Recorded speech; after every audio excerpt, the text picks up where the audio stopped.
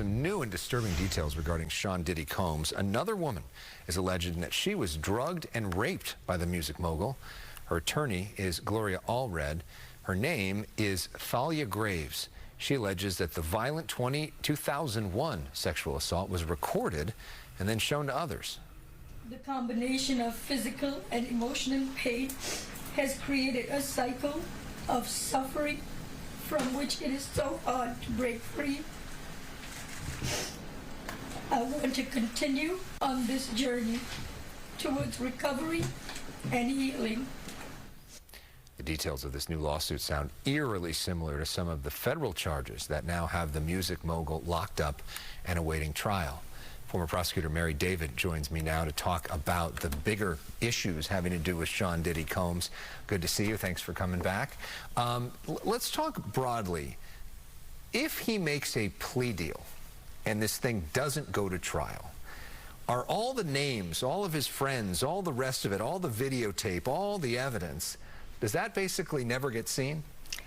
Well, practically speaking, Diddy is not going to take a plea in this case. Okay. He is facing a minimum sentence of 15 years, and he has already come out very strongly at his bond hearing. He was so adamant to say that he was entering that plea of not guilty. His attorneys have come out and said that he is a fighter. He's going to fight these charges, which is interesting wording given the assault video that has come out and these very violent charges. But it does not seem likely at all that he would accept a plea. He is so strongly convinced to tell the public that he is innocent. But if he did accept a plea, does that evidence get stayed behind closed doors? Well, it's important to remember that this is the federal investigation, but there are also state charges that could come up as well. And it also really depends on what evidence there is available. There were over 300 grand jury subpoenas. So there is a lot of evidence that we don't even know about yet that is yet to come out. So we know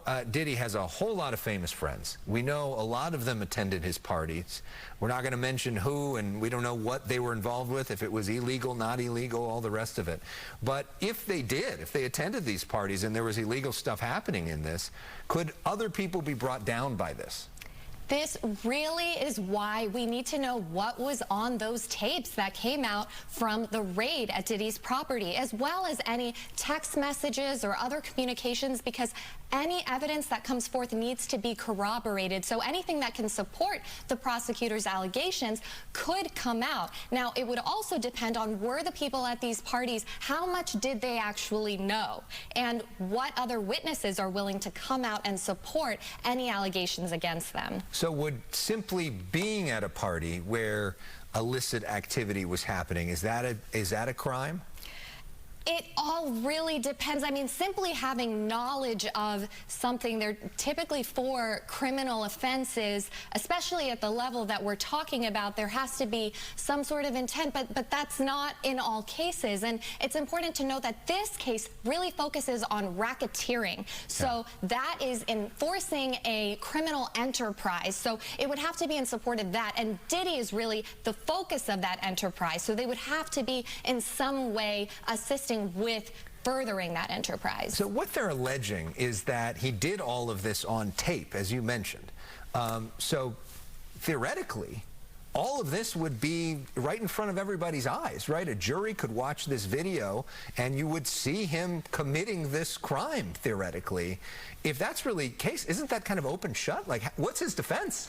Well, so the defense is going to be that there was consent in a lot of these instances, that what happens behind closed doors and people's personal choices, even if that's not how we choose to live our lives, is not necessarily a crime. They are also going to go hard after the idea that this was a criminal enterprise within the context of what RICO is really seeking to criminalize, which is this whole racketeering enterprise. And last question real quickly. If you're one of Diddy's high-profile friends watching this and you attended some of these parties and you kind of knew what was going on and didn't say anything, should you be feeling nervous tonight? I think there are a lot of people who are very, very nervous because of what could be out there, anything that could be out there, and not only from the standpoint of criminal charges, but also any fallout, particularly if they're in entertainment and they are just seeking to really distance themselves from Diddy and all of this.